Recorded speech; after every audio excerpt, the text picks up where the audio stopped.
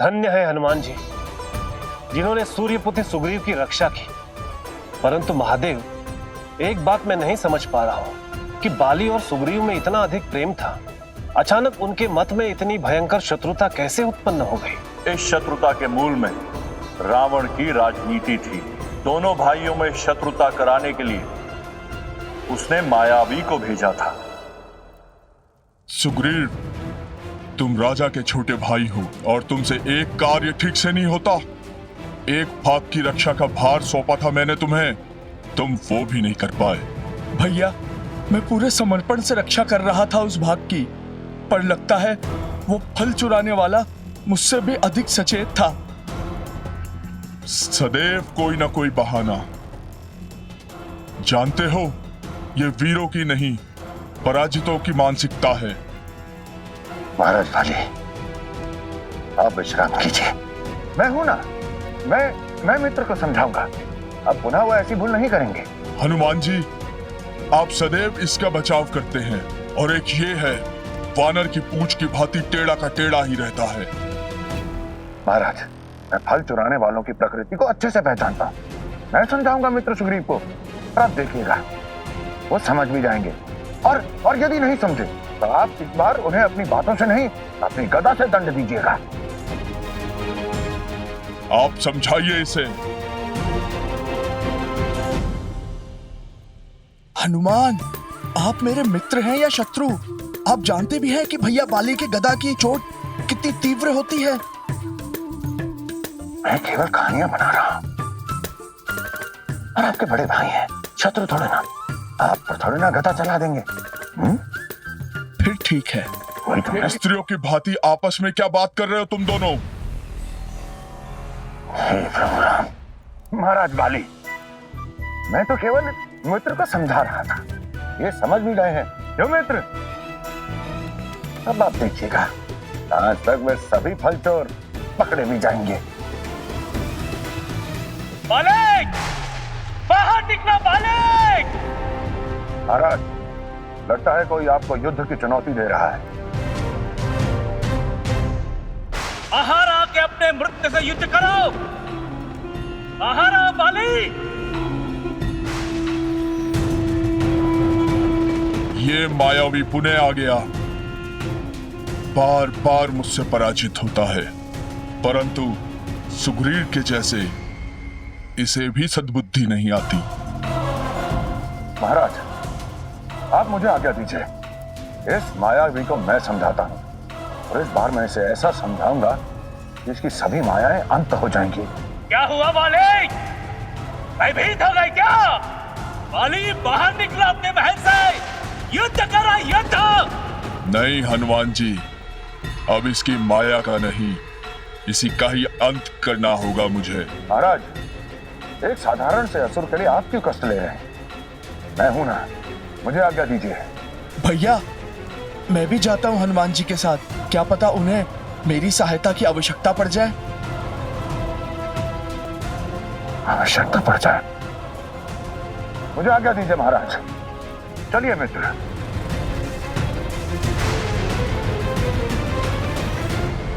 क्या हुआ बाली?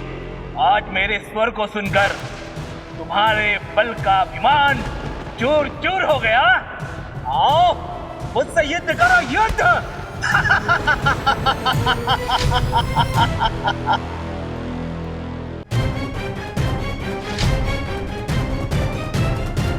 मायावी, महाराज बाली की क्या आवश्यकता है?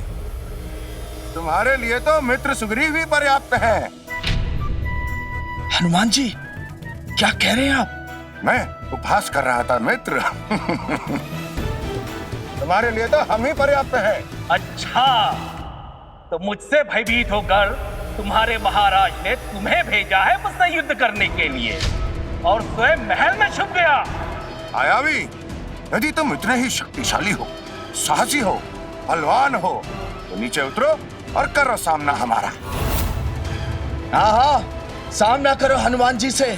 मायावी के इतने बुरे दिन नहीं आए हैं जो बाली के सेवकों से युद्ध करे। हनुमान, तुम क्यों आगे बढ़ रहे हो? जाओ, अपने महाराज बाली को कहो, या तो आके मुझसे युद्ध करे या अपनी पराजय स्वीकार करे।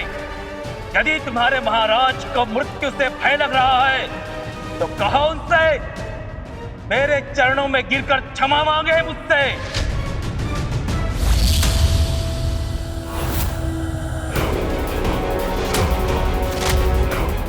जय श्री राम। मायावी, आज तूने अति कर दी। यदि आज तुम मुझसे अपने प्राणों की भिक्षा भी मांगोगे तब भी मैं तुम्हें जीवित नहीं छोड़ूंगा। महाराज, यदि एक शक्तिहीन शत्रु इस प्रकार से चेतावनी दे तो इसका अर्थ है कि इसमें अवश्य कोई छल छुपा है। आप रुकिए, मैं जाता। सुना बाली, सब तुम्हारे जीवन के लिए कितने चिंतित हैं। हनुमान जी, आप सुग्रीव के साथ राजमहल जाइए। आज मैं इस मायावी के छल बल जीवन का अंत करके ही लौटूंगा। सुग्रीव, ये आज्ञा है मेरी। जो आज्ञा भैया। यदि मंत्रणा हो गई हो तो आओ वानर राज, अपने मृत्यु के बाद।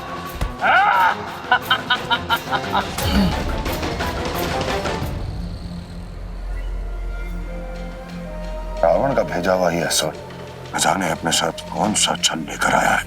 हनुमान जी, आप चिंता मत कीजिए। जब बाली भैया का गदा चलता है तो उसके समक्ष किसी का ना तो बल चलता है और ना ही छल। चलिए।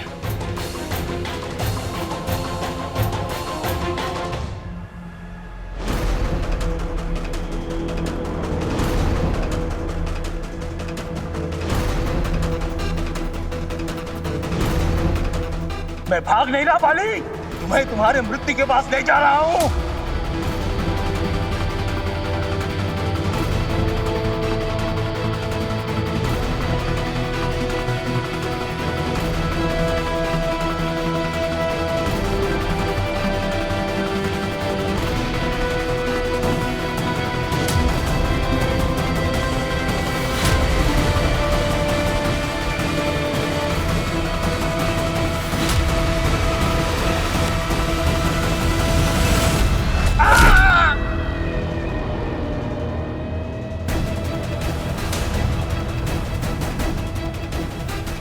मुझे यहां से निकलना ही होगा।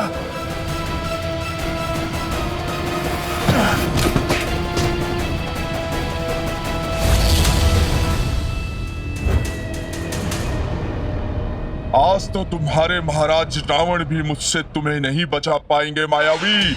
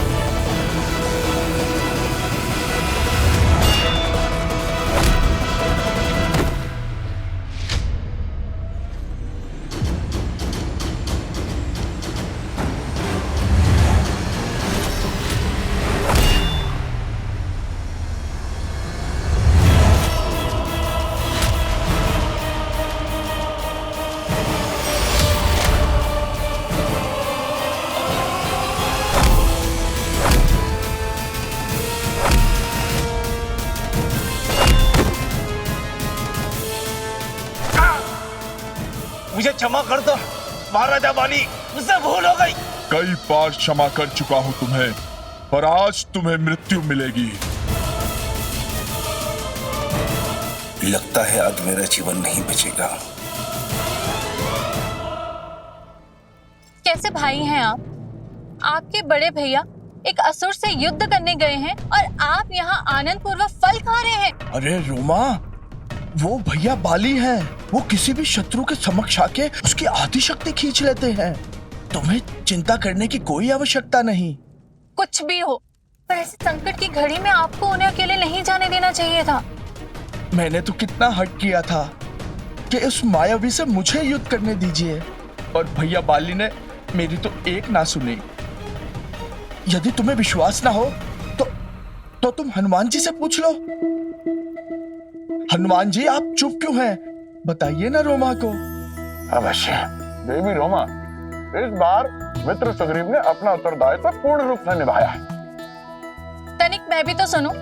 युद्ध में अपने बड़े भाई को अकेला छोड़कर यहाँ फल खाने में ऐसा कौन सा उत्तरदायित्व छुपा हुआ है?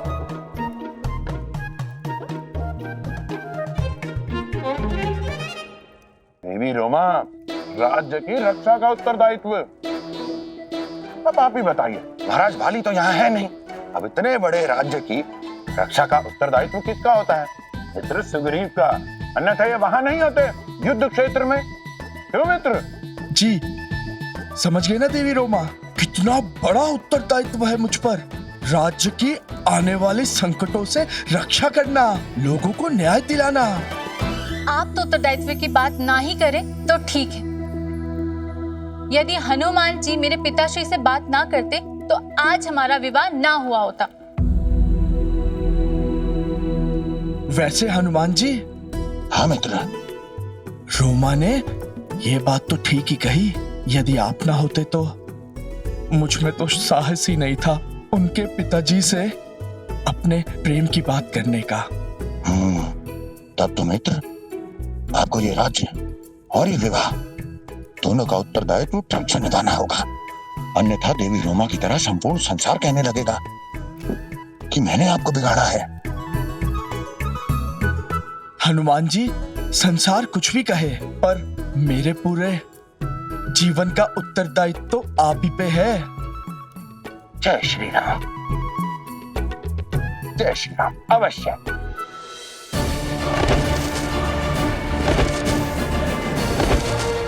बार बार तुम मेरे जीवन की शांति भंग कर देते हो।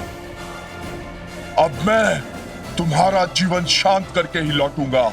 महाराज बलि, मुझे आभास हो गया है, मुझे क्षमा कर दो।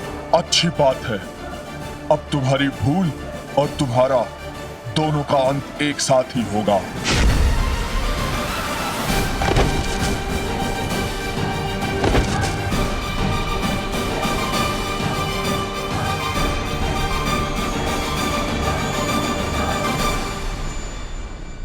महाराज बाली, यदि आपने मेरा अंत करने का ठान ही लिया है, मैं आपको नहीं रोकूंगा।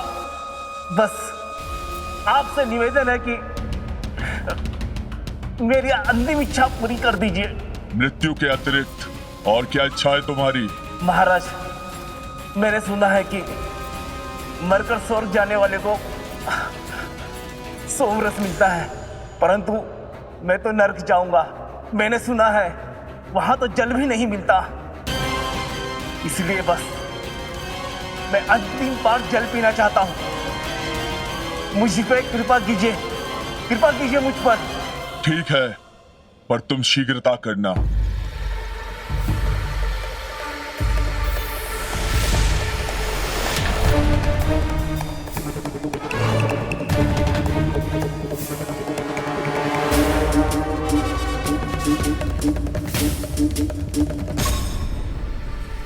अंत समय में भी छल। अब तो तुम्हें इसी जीवन में नर्क के दर्शन कराऊंगा मैं। एक माह बीत गया और भैया बाली अभी तक उस मायावी का वध करके नहीं लौटे। मित्र सुग्रीव, आप तो जानते ही हैं इन असुरों की माया को। न जाने कौन कौन से छल कर रहे होंगे वो। महाराज बाली से बचने के लिए केवल इसलिए उनको समय लग रहा होगा। हनुमान जी, आप सत्य कह रहे हैं। मुझे भी यही लगता है कि अब महाराज बाली उस मायावी का अंत किए बिना नहीं लौटेंगे। किंतु चिंता का ये विषय है कि इतना समय तो उन्हें रावण को पराजित करने में भी नहीं लगा था। तो अब महारानी तारा, आप चिंता मत कीजिए। यदि ऐसी बात है तो मैं स्वयं जाऊंगा महाराज बाली के लिए, ये देखने के लिए कि वो किस माया में उलझ गए। नहीं हनुमान जी, ये कार्य तो मैं करूंगा। परंतु मित्र। हनुमान जी, आप ही तो कह रहे थे कि कुछ उत्तरदायित्व मुझे भी लेना चाहिए। और वैसे भी भाई का धर्म है कि वो युद्ध में भाई को अकेला ना छोड़े। इसीलिए भैया बाली की सहायता करने के लिए तो मुझे ही जाना चाहिए। और हनुमान जी, जब तक हम दोनों भाई लौट के वापिस ना आ जाएं, तब तक इस पूरे राज्य, भाभी और रोमा की सुरक्षा का उत्तरदायित्व आप ही पे होगा। मित्र सुग्रीव, आप निश्चिंत रहिए। जब तक मैं यहाँ हूं, किसी पर कोई संकट नहीं आ सकता। आप केवल अपना ध्यान रखिएगा।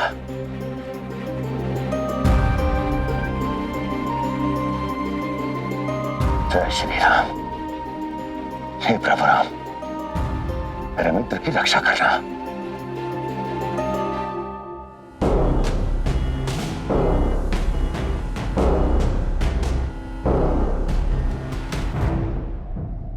इतने विशाल वृक्षों और चट्टानों को तो केवल बाली भैया ही उखाड़ सकते हैं। अवश्य ही वो इसी मार्ग से उस मायावी के पीछे गए होंगे।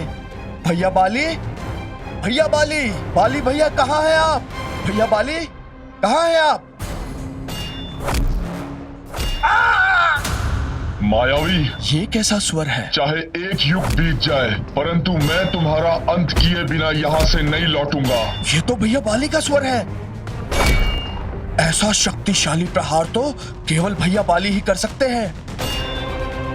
इसका अर्थ है कि बाली भैया इसी कंदरा में उस मायावी से युद्ध कर रहे हैं।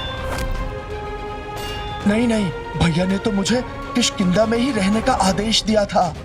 मैं तो यहीं रुक के बाली भैया की प्रतीक्षा करता हूँ। अब मायावी के अंत के पश्चात ही मैं भैया बाली के साथ किष्किंधा लौटूंगा।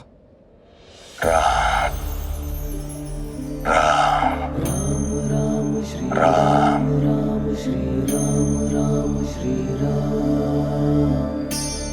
न जाने कब पूर्ण होगी मेरी प्रतीक्षा। कब वो शुभ घड़ी आएगी जब मेरा प्रभु श्री राम से मिलन होगा। कब मुझे उनकी सेवा का अवसर प्राप्त होगा। किंतु जब तक प्रभु श्री राम नहीं मिलते, तब मुझे उनके नाम का ही आधार है। राम राम राम राम राम। हनुमान जी, महारानी तारा, देवी रोमा, आप यहाँ? सब कुशल तो है? हनुमान जी, आपके मित्र को भी गए हुए अब 6 मास बीत गए हैं। न महाराज बाली लौटे हैं और न ही सुग्रीव। अब तो न चाहते हुए भी मन में अनेकों संशय जन्म लेने लगे हैं। न जाने किन संकटों से घिरे होंगे दोनों भाई। देवियों, आप लोग चिंता न करें। मैं उनका पता लगाकर किष्किंधा अपने साथ ही लेकर आता हूँ। मुझे आज्ञा दीजिए।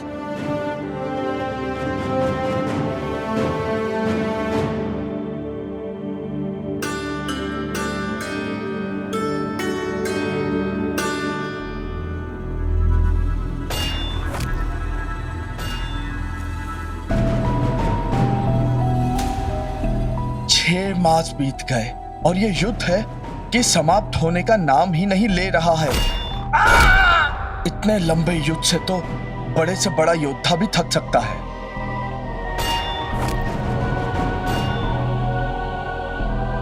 यही तो उस मायावी की योजना नहीं? क्या इसीलिए वो भैया बाली को इस कंदरा तक लेके आया था? इससे पहले कि कोई अनर्थ घटे, मुझे बाली भैया की सहायता करनी होगी। सुग्रीव, सुग्रीव चले जाओ। सुग्रीव, और राज्य का सारा उत्तरदायित्व तुम्हें ही संभालना होगा। सुग्रीव, जाओ यहाँ से।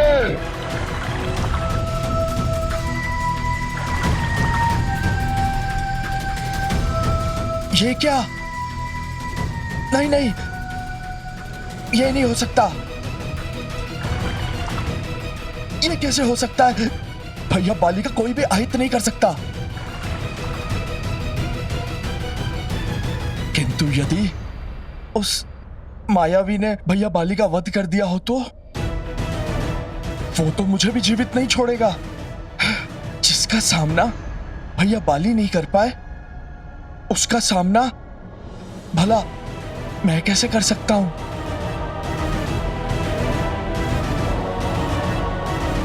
ये मैं क्या कर रहा हूं? यदि वो मायावी स्कंदरा से बाहर आ गया तो राज्य में किसी को भी जीवित नहीं छोड़ेगा। मुझे पहले स्कंदरा का द्वार बंद करना होगा।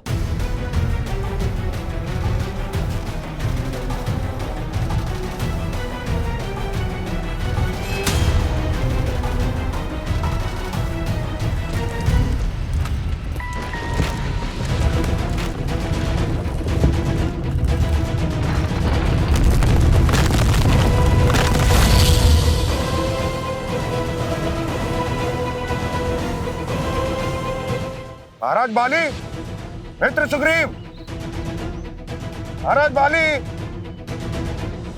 कहाँ हैं आप लोग? मित्र, महाराज बाली, मित्र सुग्रीव, मित्र। हनुमान जी, मित्र सुग्रीव, हनुमान जी वो मित्र आप ये इतने चिंतित क्यों लग रहे हैं? अनर्थ हो गया हनुमान जी, अनर्थ हो गया। उस मायावी ने भैया बाली का वध कर दिया।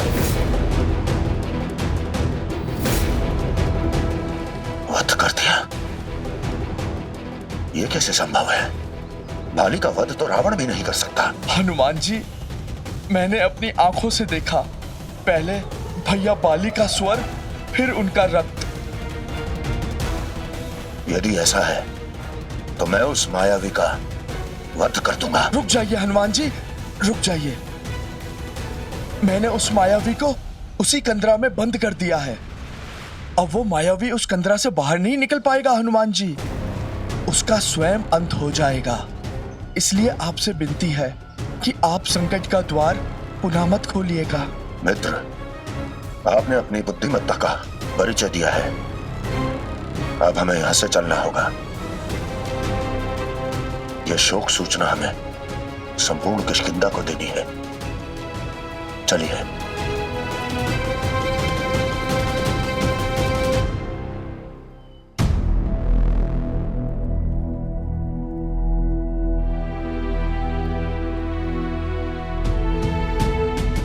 हनुमान जी, कभी स्वप्न में भी नहीं सोचा था कि किष्किंधा को ऐसा दिन देखना होगा।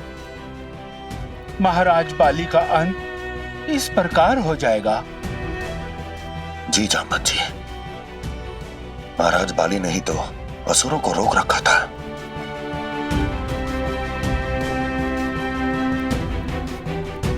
परंतु वो रावण अपने छल में सफल हो ही गया। हनुमान जी, अब आपको ही किष्किंधा के बारे में सोचना होगा, यहाँ की प्रजा के बारे में सोचना होगा। मैं आपकी बात का अर्थ समझ गया जामवंत जी।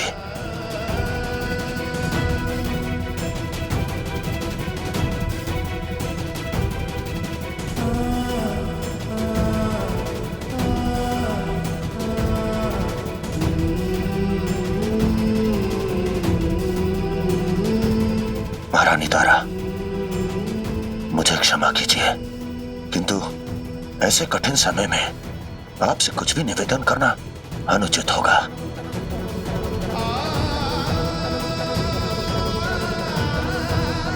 परंतु महारानी। हनुमान जी, महाराज बाली की पत्नी हूं मैं, स्वयं को संभाल सकती हूँ। कहिए, क्या कहना चाहती हैं? महारानी, राजा के बिना प्रजा अनाथ हो जाती है।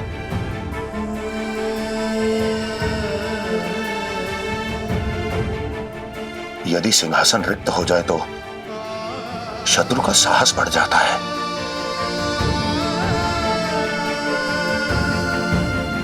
इसलिए मैं आपसे निवेदन करना चाहता हूं कि महाराज बाली के पश्चात अब आप राज सिंहासन का पदभार ग्रहण करें।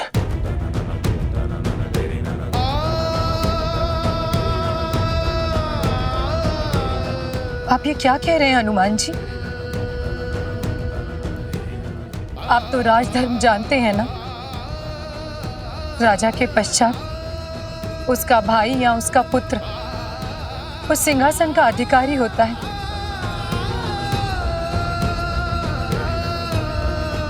और मुझे भी उसी राजधर्म का पालन करना होगा।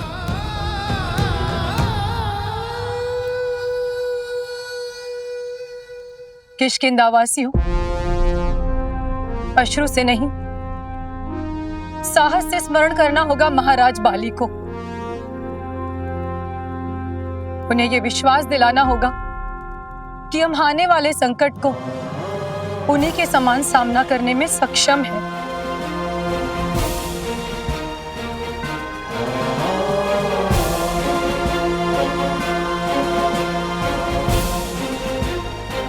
मैं महाराज बाली की पत्नी तारा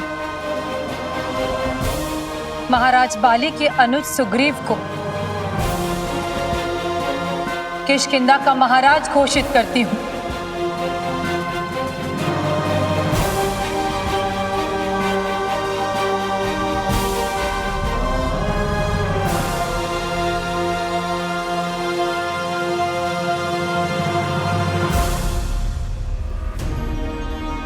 प्रजा सुखे सुखम राज्ञ प्रजा नाम च हित हितम नाकत्रयम हित हित आज्ञा प्रजा नाम तु प्रिय हितम। मित्र सुग्रीव, प्रजा का हित ही एक राजा का वास्तविक हित होता है। प्रजा के सुख में ही राजा का सुख निहित होता है। इसलिए वैयक्तिक स्तर पर राजा को अच्छा लगे अथवा नहीं, किंतु राज्य और प्रजा की सुरक्षा, सुख और समृद्धि के लिए आपको इस सिंहासन को प्रसन्नता पूर्वक धारण करना चाहिए। हनुमान जी, मैं आपका और इस प्रजा का आदेश समझकर ये सिंहासन स्वीकार कर रहा हूं।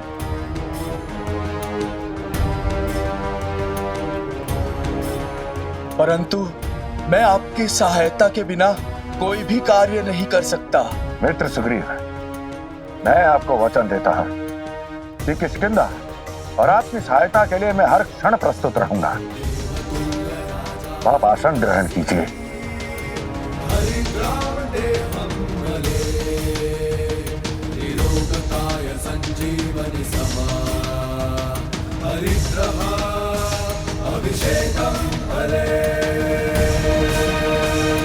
महाराज सुग्रीव की, किष्किंधा नरेश सुग्रीव की, महाराज सुग्रीव की।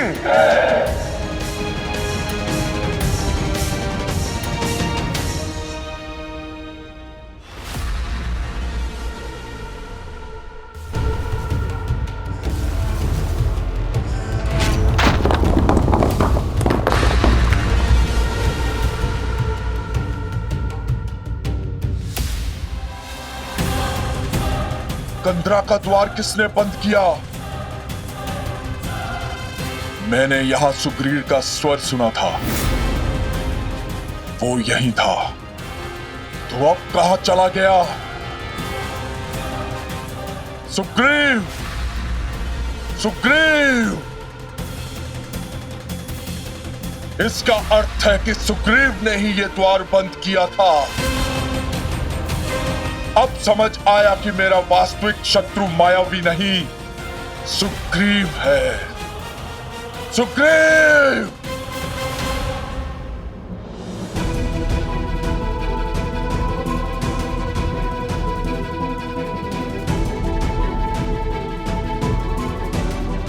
महाराज बाली की मृत्यु के पश्चात से ही आपने कुछ भी ग्रहण नहीं किया है। लीजिए, भोजन ग्रहण कीजिए। रोमा, मैं एक क्षण के लिए भी भैया बाली को भूल नहीं पा रहा हूं। मुझे समझ नहीं आ रहा है कि मैं भैया बाली के बिना ये राज्य कैसे चलाऊंगा। सुग्रीव!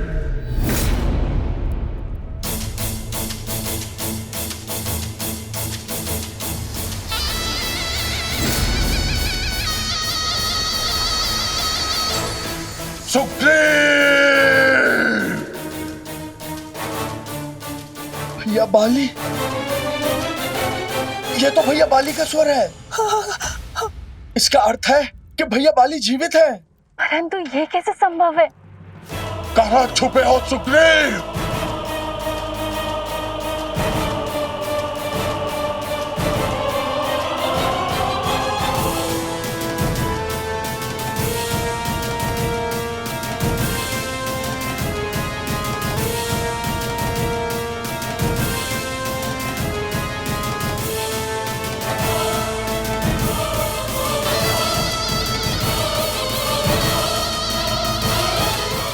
भैया बाली,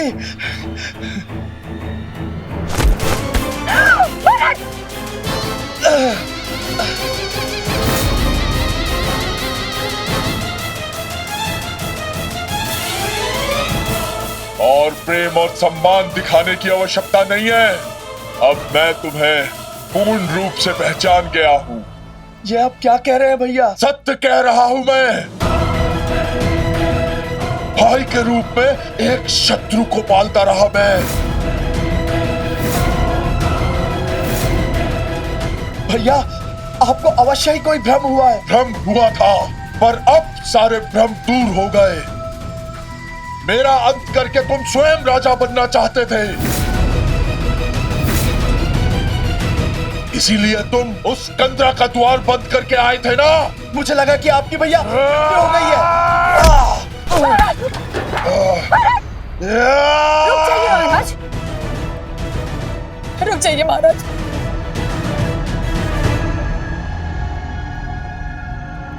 तारा, इसकी सभी भूलों को क्षमा करता आ रहा हूं मैं, और आज उन सबका एक साथ दंड दूंगा, मृत्यु दंड दूंगा। नहीं महाराज, नहीं। सुग्रीव,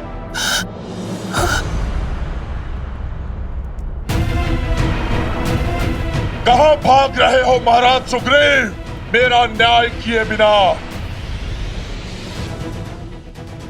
भाभी कुछ कीजिए ना, अन्यथा महाराज बाली में जीवित नहीं छोड़ेंगे। भाभी कुछ कीजिए। तो केवल हनुमान जी दूर कर सकते हैं इस संकट को। जाओ शीघ्र से हनुमान जी को सूचित करो, शीघ्रता करो।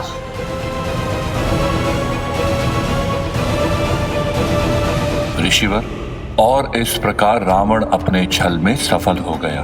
उसने बाली, अपने ही प्रिय भाई सुग्रीव का शत्रु बन गया, किंतु हनुमान जी ने सूर्य पुत्र सुग्रीव की रक्षा की और उन्हें लेकर ऋषिमुख पर्वत पर गए।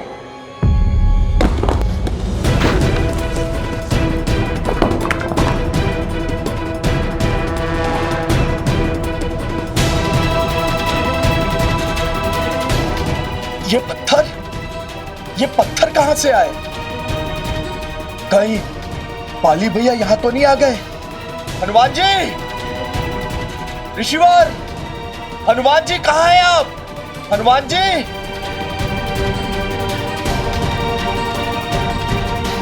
मित्र, क्या हुआ? आप इतने भयभीत क्यों हैं? हनुमान जी, ना आप यहाँ पे थे ना ऋषि मतंग, अचानक से ये पत्थर यहाँ पे गिरे। मित्र, ऋषि मतंग तो एकांत तप के लिए गए हुए हैं और मैं तो यहीं था, प्रभु श्री राम की भक्ति कर रहा था। हनुमान जी, अकेले रहते मुझे भय लगने लगता है, कहीं बाली भैया ना आ जाए। मित्र, ऋषि मतंग ने बताया था ना कि उनके श्राप के कारण बाली यहाँ आ भी नहीं सकते, इसलिए ऋषिमुख पर्वत पर आपको चिंता करने की कोई आवश्यकता नहीं। प्रभु, मेरे मन में एक प्रश्न है कि ऋषि मतंग ने बाली को ऐसा कौन सा श्राप दिया था जिसके कारण वो ऋषिमुख पर्वत पर नहीं जा सकता था?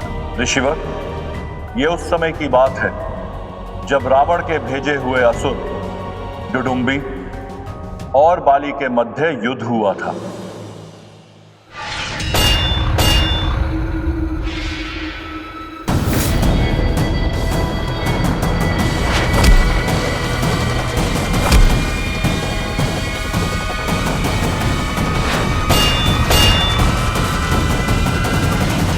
महाराज बाली, इस धुंधुबी का ऐसा अंत कीजिएगा कि भविष्य में कोई भी असुर किष्किंधा की ओर देखने का साहस भी ना कर सके। जय श्री राम।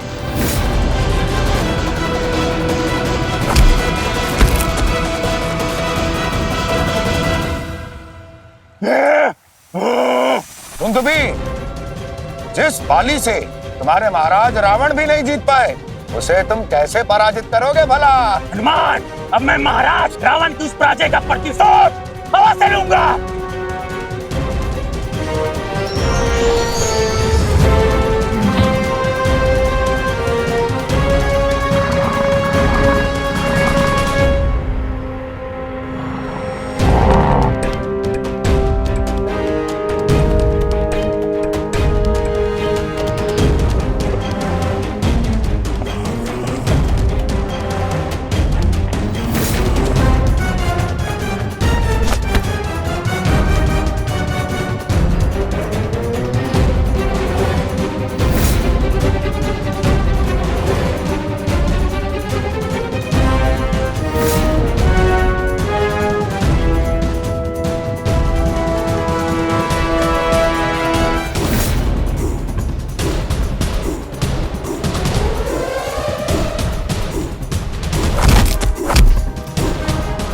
जय श्री राम। महाराज बाली, जिस दुंदुभी को अपने बल पर इतना अहंकार था, उसे तो आपने मेरे फल समाप्त होने से पूर्व ही समाप्त कर दिया। हनुमान जी, इस असुर का तो अंत हो गया, परंतु इसके विशाल काय मृत शरीर का अब क्या करें?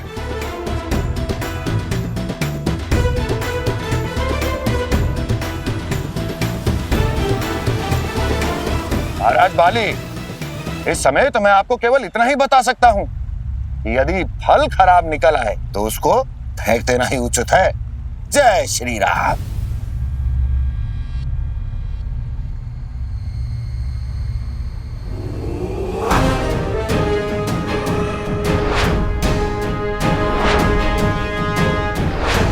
जय श्री राम।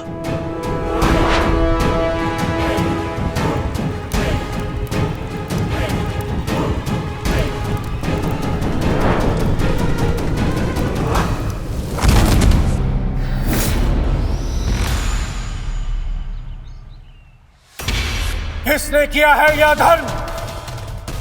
कौन है वो दुष्ट पापी? जिसने भी यह धर्म किया है, मैं उसे श्राप देता हूं कि यदि वो ऋषिमुख पर्वत के समीप भी आया तो उसका मस्तक खंड खंड हो जाएगा।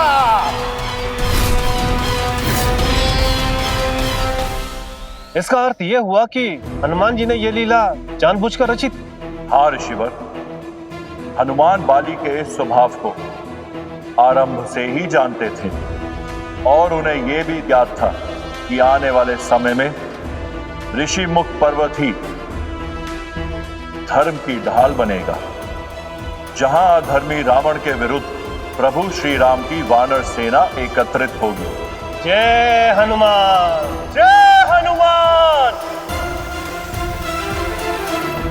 बाली पर विश्वास नहीं किया जा सकता, वो किसी भी प्रकार का छल कर सकता है। इसलिए आप सभी को सदैव आसपास दृष्टि रखनी होगी और किसी पर भी किसी भी प्रकार का संदेह हो तो अति शीघ्र मुझे सूचित करना होगा। जाइए।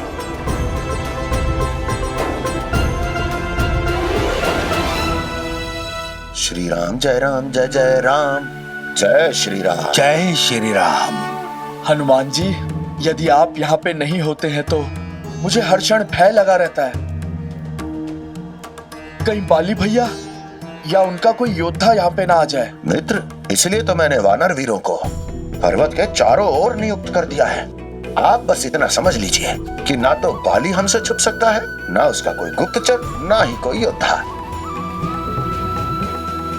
हनुमान जी, हनुमान जी, अभी अभी मैंने देखा दो तपस्वी धनुष धारण किए हुए ऋषिमुख पर्वत की ओर चले आ रहे हैं। हनुमान जी, अवश्य ही उन्हें भैया बाली ने भेजा होगा ताकि अवसर पाते ही वो मेरा वध कर सके। मित्र सुग्रीव, आप भयभीत ना हो। वो शत्रु प्रतीत होते हैं मित्र। कुछ कहा नहीं जा सकता हनुमान जी, तपस्वी वेश और वीरों का बाना है उनका। जय श्री राम। उनके शरीर पर धनुष और वल्कल दोनों ही एक साथ शोभा देते हैं। वो कमल के समान कोमल और पर्वत से भी अधिक कठोर जान पड़ते हैं।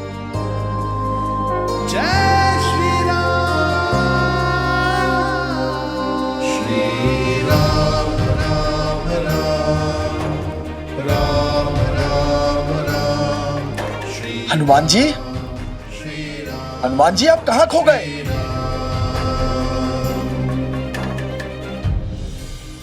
मित्र, मुझे प्रभु श्री राम का स्मरण हो आया था, किंतु आप चिंता ना करें, मैं अभी जाकर उन दोनों ऋषि कुमारों के बारे में पता लगाता हूँ और पूछता हूँ कि वो लोग यहाँ क्यों आए हैं और क्या करने आए हैं। जय श्री राम। जय श्री राम। रघुपति राघव आज्ञाकारी। गुप्तचर ने तो यही मार्ग बताया था, किंतु यहाँ तो कोई भी नहीं। आगे देखता हूँ।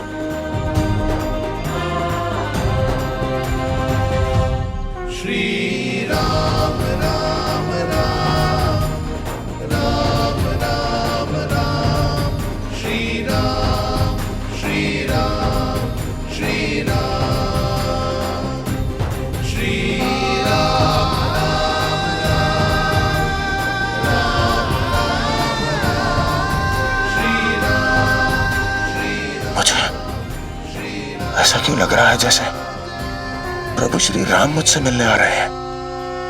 धर्मध्वजा कहलाने वाले, मार्ग सत्य का दिखाने वाले, अधर्म अत्याचार पे सदा सच का तीर चलाने वाले। कहीं वो क्षण आ तो नहीं गया जिसकी मुझे वर्षों से प्रतीक्षा थी।